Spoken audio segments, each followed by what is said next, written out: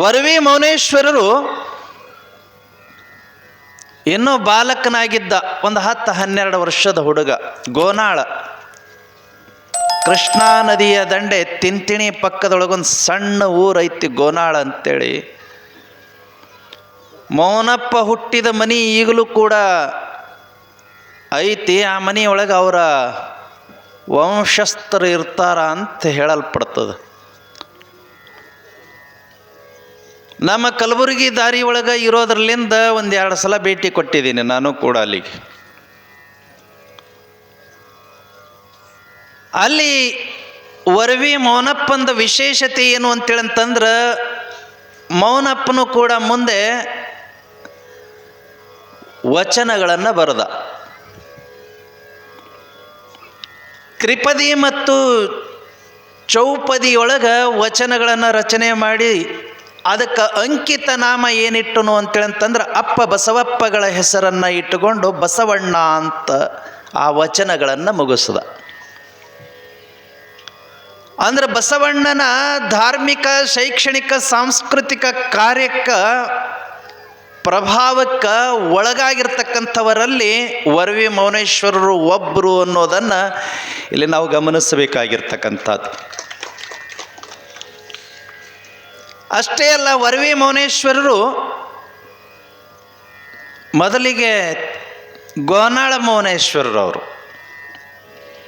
ಮೌನೇಶ್ವರರ ತಂದೆ ತಾಯಿ ಶೇಷಮ್ಮ, ಶೇಷಪ್ಪ ಅಂತ ಅವರು ತಂದೆ ತಾಯಿ ಹೆಸರು.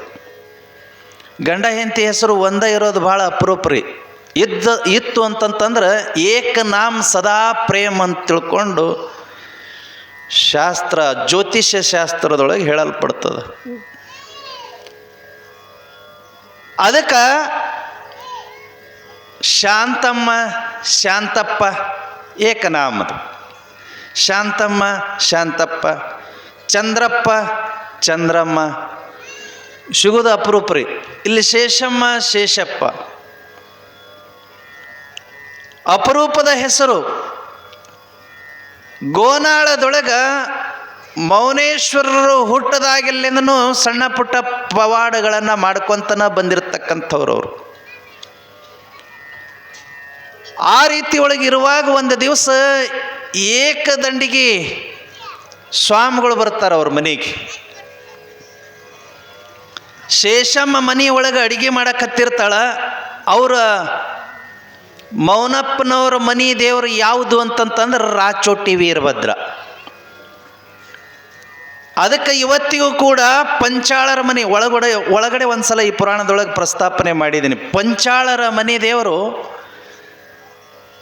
ವೀರಭದ್ರ, ಭದ್ರಕಾಳಿ ಅಂತ ಪ್ರಸ್ತಾಪ ಮಾಡಿದ್ದೀನಿ. ಅದಕ್ಕೆ ಒಂದು ಪ್ರಶ್ನೆನೂ ಮಾಡಿದ್ದೀನಿ. ಭಾಳಷ್ಟು ಜನ ಕುಲದೊಳಗೆ ಹುಟ್ಟಿದಕ್ಕೆ ವರವಿ ಮೌನಪ್ಪನವರನ್ನು ನಮ್ಮ ಮನೆ ದೇವರು ಅಂತ ತಿಳ್ಕೊಂಡು ಇತ್ತಿತ್ತಲಾಗಿ ಪೂಜೆ ಮಾಡಕತ್ತಾರ. ಮೌನಪ್ಪ ಹುಟ್ಟೋಕ್ಕಿಂತ ಪೂರ್ವದಲ್ಲಿ ಪಂಚಾಳರ ಮನೆ ದೇವರು ಯಾವುದಾಗಿತ್ತು ಅಂತಲೂ ಕೇಳಿದ್ದೀನಿ. ಇಲ್ಲಿ ನಾವು ವಿಚಾರ ಮಾಡಬೇಕಾಗಿರ್ತಕ್ಕಂಥದ್ದು ಏನು ಅಂದ್ರೆ, ಪಂಚಾಳರಿಗೂ 28 ಶೈವಾಗಮಗಳು, ವೀರಶೈವ ಆಗಮಗಳೇ ಸಂಬಂಧಪಡೋದ್ರಲ್ಲಿಂದ ಅವರ ಕುಲಗುರು ಯಾರು ಅಂತೇಳಂತಂದ್ರೆ ವೀರಭದ್ರನೇ ಆಗಿದಾನ ಅನ್ನುವಂಥದ್ದು. ಹಾಗಾಗಿ ವರವಿ ಮೌನಪ್ಪನ ಮನಿ ದೇವರು ಯಾರು ಅಂತೇಳಂತಂದ್ರೆ ವೀರಭದ್ರ. ಅದು ರಾಚೋಟಿ ವೀರಭದ್ರ. ನಾನು ನಿನ್ನೆ ಪಂಚಮುಂಡ್ರಾಸುರನ ಕಥೆಯನ್ನು ಹೇಳಿದ್ನಲ್ಲ, ಅದು ಮುಂದೆ ವೀರಭದ್ರ ರಾಚೋಟಿಯೊಳಗೆ ಹೆಂಗೆ ಬಂದು ನೆಲೆಸದ ಅನ್ನೋದಕ್ಕೆ ಸಂಕ್ಷಿಪ್ತವಾಗಿ ಮುಂದೆ ಹೇಳ್ತೀನಿ ನಾನು. ರಾಚೋಟಿಗೆ ಪ್ರತಿ ವರ್ಷನೂ ಕೂಡ ಶೇಷಮ್ಮನ ಮನೆತನದ ಪಾರಂಪರಿಕವಾಗಿ ಮೀಸಲು ತುಪ್ಪ ಒಯ್ದು ಕೊಡ್ತಿದ್ದರ್ರಿ. ಅಲ್ಲಿಗೆ ನಿಮ್ಮ ಕಡೆಗೆ ಮಾಡಂಗಿಲ್ಲ ರೀ ಇದು ಮೀಸಲು ತುಪ್ಪ. ನಮ್ಮ ಕಡೆ ಮಾಡ್ತಾರಿಲ್ಪ. ಯಾರು ಉಣ್ಣಂಗಿಲ್ಲ ರೀ. ಉಂಡ್ರೆ ಮೀಸಲು ತುಪ್ಪ ಹೋತು. ಇವ್ರು ಮೊದಲು ಹೊಡೆದು ಕುಂತು ಆಮೇಲಿಂದ ಮೀಸಲು ತುಪ್ಪ ಅಂತಾರೆ ಇವರು. ಅದು ಯಾವುದದು ಡಬ್ಬಿ ಬರ್ತೈತಲ್ಲ, GRB. ಆ GRB ಡಬ್ಬಿ ಒಯ್ದು ಕೊಟ್ಟು ಮೀಸಲು ತುಪ್ಪ ಅನ್ನೋರು ಇವರು. ನಮ್ಮ ಕಡೆಗೆ ಹಂಗಲ್ರಿ, 5 ದಿವಸ 10 ದಿವಸ ಹಾಲು ಹಿಂಡಿದ್ದನ್ನು ಮನ್ಯಾನವ್ರು ಯಾರು ಉಣ್ಣಂಗಿಲ್ಲ. ಮೀಸಲು ಹಿಡಿದೀವಿ, ಉಣ್ಣಂಗಿಲ್ಲ. ಅದನ್ನು ಹೆಪ್ಪ ಹಾಕಿ ಕಡಿದು ಬೆಣ್ಣೆ ತೆಗೆದು ಅದು ತುಪ್ಪ ಮಾಡಿ, ಅದು ಎಷ್ಟು ತುಪ್ಪ ಆಗ್ತದೋ ಅಷ್ಟು ಮನೆ ದೇವ್ರಿಗೆ ಕೊಡ್ತಾರೆ. ಇಲ್ಲಾಂದ್ರೆ ಊರಾಗಿರುವ ಎಲ್ಲ ದೇವರುಗಳಿಗೂ ಒಯ್ದು ದೀಪ ಹಚ್ಚಿ ಬರ್ತಾರೆ. ಹಿಂಗೆ ಒಂದು ಪದ್ಧತಿ ನಮ್ಮ ಕಡೆ.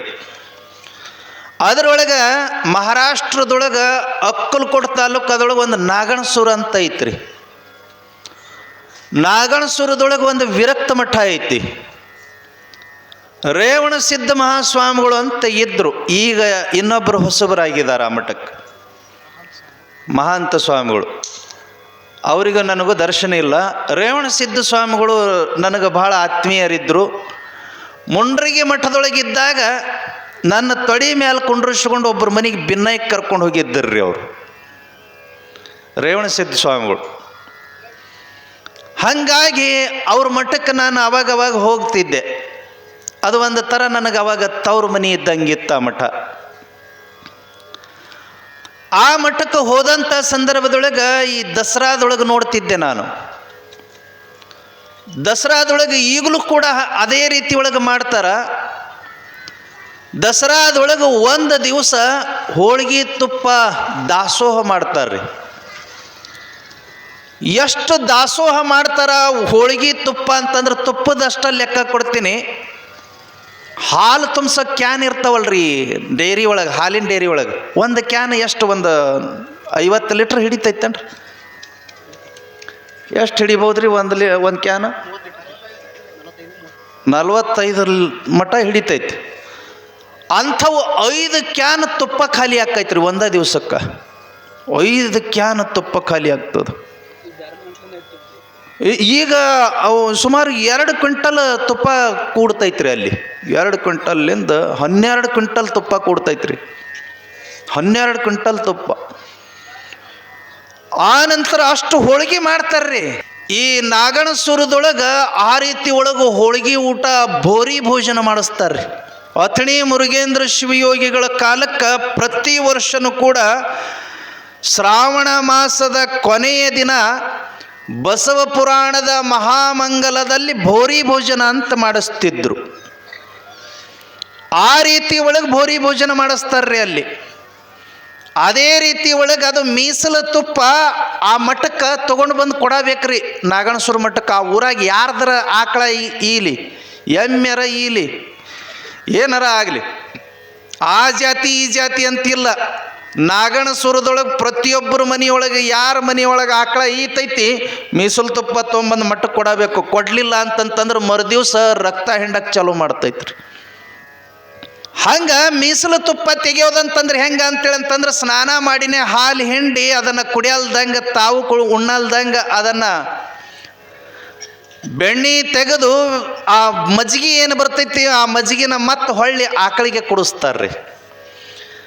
ಈ ರೀತಿ 5 ದಿವಸ 3 ದಿವಸ ಹಿಂಗೆ ಮಾಡ್ಕೊಂಡು ಆ ತುಪ್ಪನ ದೇವರಿಗೆ ಸಮರ್ಪಣೆ ಮಾಡೋದು. ಇಲ್ಲಿ ಶೇಷಮ್ಮ ಆ ರೀತಿ ತಯಾರು ಮಾಡಿ ಇಟ್ಟಿದ್ದಳು.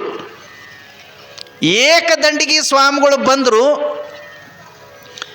ಬಂದು ಅವತ್ತಿನ ದಿವಸ ಬೆಳಿಗ್ಗೆ ಬಾಗಿಲು ಮುಂದೆ ನಿಂತ್ಕೊಂಡು ಶೇಷಮ್ಮಗೆ ಕರೆದ್ರು. ಶೇಷಮ್ಮ ಏನು ಮಾಡಕತ್ತಿ, ಬಾ ಇಲ್ಲಿ ಅಂತೇಳಂತಂದ್ರು.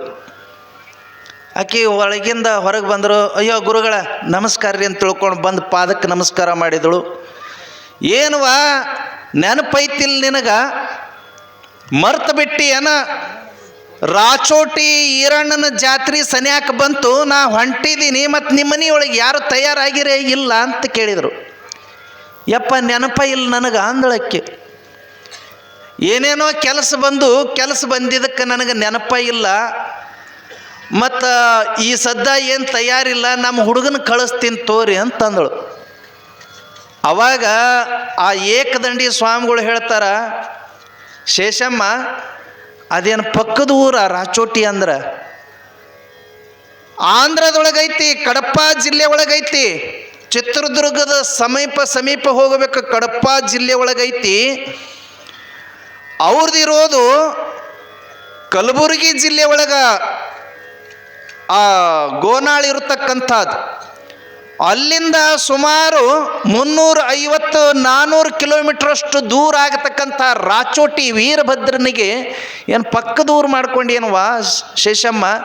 ಅದು ಸಣ್ಣ ಹುಡುಗೈತಿ, 10-12 ವರ್ಷದ ಹುಡುಗೈತಿ ಮೌನೇಶ ನಿನ್ನ ಮಗ. ಅವನೇನು ಕಳಿಸ್ತಿ? ಎಲ್ಲರ ಕಳ್ಕೊಂಡ್ರವ ಅಲ್ಲಿ ಮುಟ್ತಾನೇನು? 10-12 ವರ್ಷದ ಹುಡುಗ ಹೆಂಗೆ ಆಕೈತಿ ಅಂತ ತಿಳ್ಕೊಂಡಂತಂದಳು. ಇಲ್ಲಪ್ಪ, ಅವನ ಮ್ಯಾಲೆ ನನಗೆ ವಿಶ್ವಾಸ ಐತಿ, ಅವ ಪವಾಡ ಪುರುಷ ಅದನ, ಏನಾದರೂ ಮಾಡಿ ಬರ್ತಾನ, ನೀ ಏನು ಚಿಂತೆ ಮಾಡಬೇಡ್ರಿ, ನಾ ಕಳಿಸ್ತೀನಿ ಅವನಿಗೆ ಅಂತಂತ ಅಂದಳು. ಮತ್ತು ಬರೋರು ಯಾರದಾರ? ನನಗಂತೂ ಬರೋಕ್ಕಾಗಂಗಿಲ್ಲ, ಈಗ ಬರೋರು ಯಾರದಾರ, ಅವನು ಕಳಿಸ್ತೀನಿ. ಆಯ್ತು ತಗೋ ಅಂತ ತಿಳ್ಕೊಂಡು ಹೇಳಿ, ನಾ ಹೋಗ್ತೀನಿ ಮುಂದೆ, ನೀ ಕಳಿಸಂತ ತಿಳ್ಕೊಂಡು ಹೇಳಿ ಅವರು ಆ ರಾಚೋಟಿಗೆ ಹೋದ್ರಿ. ಅವರು ಭಿಕ್ಷಾ ಬೇಡ್ಕೊ ಅಂತ ಹೋಗೋರು. ದಾರಿ ಒಳಗೆ ಆ ಊರಾಗ ವಸ್ತಿ ಮಾಡಿ, ಈ ಊರಾಗ ವಸ್ತಿ ಮಾಡಿ, ಏಕದಂಡಿಗೆ ಬಾರಿಸುವಂಥವ್ರು ಸನ್ಯಾಸಿಗಳು ಹಂಗೆ ಹೋಗೋರು ಅವರು. ಈಕೆ ಮುಂದೆ ಮೀಸಲು ತುಪ್ಪ ರೆಡಿ ಮಾಡಿ, ಇನ್ನು 3 ದಿವಸ ಇತ್ರಿ ರಾಚೋಟಿ ವೀರಭದ್ರನ ಜಾತ್ರೆ. ಮಗನಿಗೆ ಕರೆದು ಹೇಳಿದಳು, ಹೋಗಿ ಬರ್ತೀಯನ್ ಮಗ? ಹಾಂ, ಹೋಗಿ ಬರ್ತೀನಿ ಅಂದವ ಮೌನೇಶ. ಹೋಗಿ ಬರ್ತೀನಿ ಅಂತಂದ. ಹಂಗಾರೆ ಇದನ್ನು ತುಪ್ಪ ತಗೋ, ಮೀಸಲು ತುಪ್ಪ ವೀರಭದ್ರನಿಗೆ ಉಣಿಸಿ ಬಾ ಅಂತ ತಿಳ್ಕೊಂಡು ಕೈಯಾಗಿ ಕೊಟ್ಟೋಡ್ರಿ. ಹೇಳೋದು ಅರ್ಥ ಮಾಡ್ಕೊಳ್ರಿ. ವೀರಭದ್ರನಿಗೆ ಉಣಿಸಂತಂದಳು. ವೀರಭದ್ರನಿಗೆ ಕೊಟ್ಟ ಬಾ ಅಂತನ್ಲಿಲ್ಲ, ಗುಡ್ಯಾಗ ಕೊಟ್ಟ ಬಾ ಅಂತನ್ಲಿಲ್ಲ, ದೀಪ ಹಚ್ಚಿ ಬಾ ಅಂತನ್ಲಿಲ್ಲ, ಅಲ್ಲಿ ಇಟ್ಟ ಬಾ ಅಂತನ್ಲಿಲ್ಲ, ಉಣಿಸಿ ಬಾ ಅಂತಂದಳು ಶೇಷಮ್ಮ. ಹೇಳೋದ್ರೊಳಗನ ಫರಕ್ ಆಗಿಬಿಡ್ತಾರೆ. ಆಕಿ ಏನೋ ಯಾವುದೋ ಲಕ್ಷದೊಳಗೆ ಕೊಟ್ಟಳು ಕೈಯಾಗ, ಇದು ಮೀಸಲು ತುಪ್ಪ, ಹೋಗಿ ರಾಚೋಟಿ ನಮ್ಮ ಮನೆ ದೇವರು ಉಣಿಸಿ ಬಾ ಅಂತ ಹೇಳಿಬಿಟ್ಟು. ಆಯ್ತವ್ವ ಅಂತ ತಿಳ್ಕೊಂಡು ಹೇಳಿ ಅಲ್ಲಿಂದ ಅದು ಮುಂದೆ ಕೃಷ್ಣಾ ನದಿ ರೀ, 1 ಕಿಲೋಮೀಟ್ರದೊಳಗೆ ಐತಿ ಆ ಗ್ವಾನಾಳ್ಳಿಂದ. ಆ ಕೃಷ್ಣಾ ನದಿ ಮಟ್ಟ ಬಂದವನ ಅಲ್ಲಿ ಕಣ್ಣು ಮುಚ್ಚದ.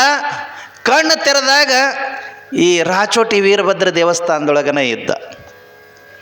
ರಾಚೋಟಿ ವೀರಭದ್ರ ದೇವಸ್ಥಾನದೊಳಗೆ ನಿಂತ್ಕೊಂಡು ಆ ಕೈಯೊಳಗೆ ಮೀಸಲು ತುಪ್ಪ ಹಿಡ್ಕೊಂಡಿದ್ದ. ಅವಾಗೆಲ್ಲ ಗಡಿಗೆ, ಈಗಿನ ಹಂಗೆ ಕ್ಯಾನ್ ಎಲ್ಲಿಂದ ಬರ್ಬೇಕು, ಗಡಿಗೆ ಇದ್ದು.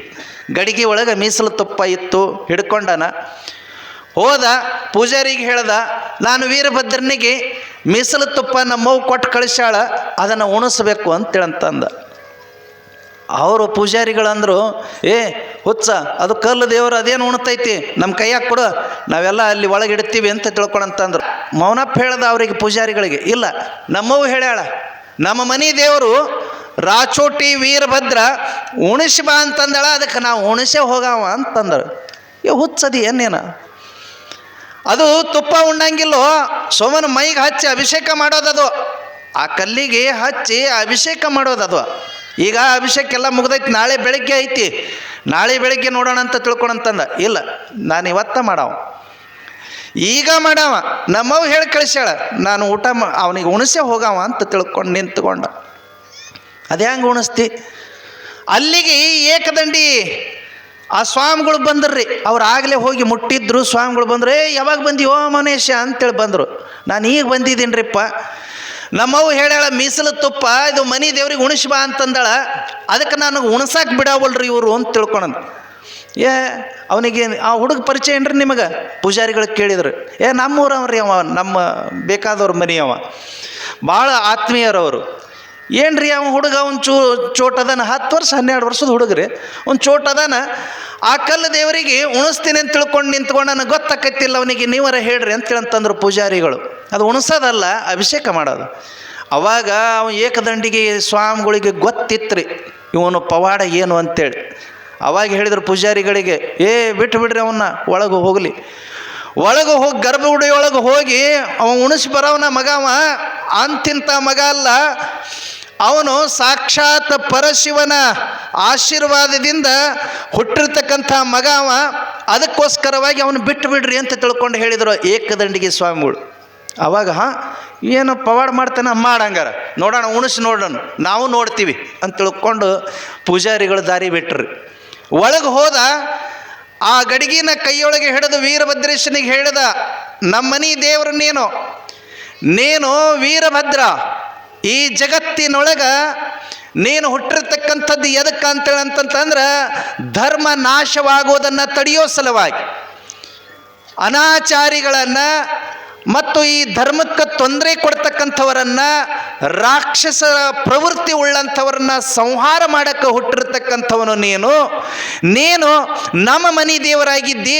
ನಮ್ಮವು ಹೇಳ್ಯಾಳ ಈ ಮೀಸಲು ತುಪ್ಪವನ್ನು ಉಣಬೇಕು ಅಂತ ತಿಳ್ಕೊಂಡು ಹೇಳಿ ನಾನು ನಿನಗೆ ಉಣಿಸ್ತೀನಿ ಉಣ್ಣು ಅಂತ ತಿಳ್ಕೊಂಡು ಹೇಳಿ ಗಡಿಗೆ ಒಳಗೆ ಹಿಂಗೆ ಕೈ ಹಾಕಿ ಬಾಯಿ ಅಂತ ಕೊಯ್ದ್ರೆ ಆ ರಾಚೋಟಿ ವೀರಭದ್ರ ಗಬಗಬನೆ ತಿಂದನಂತದನ್ನು.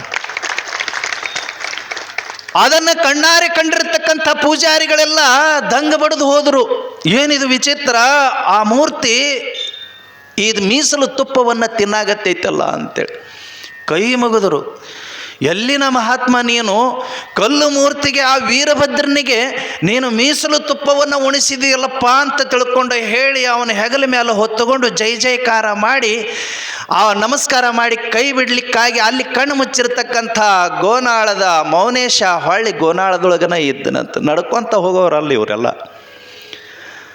ಭಕ್ತರನ್ನ ನಡ್ಸಾಕ ಬಂದಿರತಕ್ಕಂಥವ್ರು, ಹಿಂಗೆ ನಡ್ಕೊಡ್ರಿ ಅಂತ ತಿಳ್ಕೊಂಡು ಹೇಳಾಕ ಬಂದಿರತಕ್ಕಂಥವ್ರು, ಧರ್ಮದ ಮಾರ್ಗವನ್ನು ತೋರ್ಸಾಕ ಬಂದಿರತಕ್ಕಂಥವ್ರು ಅವರು ನಡ್ಕೊಳ್ಳೋರಲ್ಲ, ನಡೆಸೋರು ಅವರು. ಹಂಗ ಆ ಮೌನೇಶ್ವರ ಮುಂದೆ, ಅದೇ ಮೌನೇಶ್ವರ ನಮ್ಮ ಬೆಳಟ್ಟಿ ಪಕ್ಕದೊಳಗಿರ್ತಕ್ಕಂಥ ವರವಿಗೆ ಬಂದು ಅನಂತ ಪವಾಡಗಳನ್ನು ಮಾಡಿ ಅಲ್ಲೊಂದು ಲಿಂಗವನ್ನು ಸ್ಥಾಪನೆ ಮಾಡಿ ಈ ಭಾಗದೊಳಗೆ ಎಲ್ಲರಿಗೂ ಕೂಡ ಧರ್ಮದ ಉಪದೇಶವನ್ನು ಮಾಡಿ ಹೋಗಿರ್ತಕ್ಕಂಥ ಮೌನೇಶ್ವರ ರಾಚೋಟಿ ವೀರಭದ್ರನಿಗೆ ತುಪ್ಪವನ್ನು ಉಣಿಸದ ಅನ್ನುವಲ್ಲಿಗೆ ಇವತ್ತಿನ ಪುರಾಣಕ್ಕೆ ವಿರಾಮ ಕೊಡ್ತಾ ಇದ್ದೀನಿ.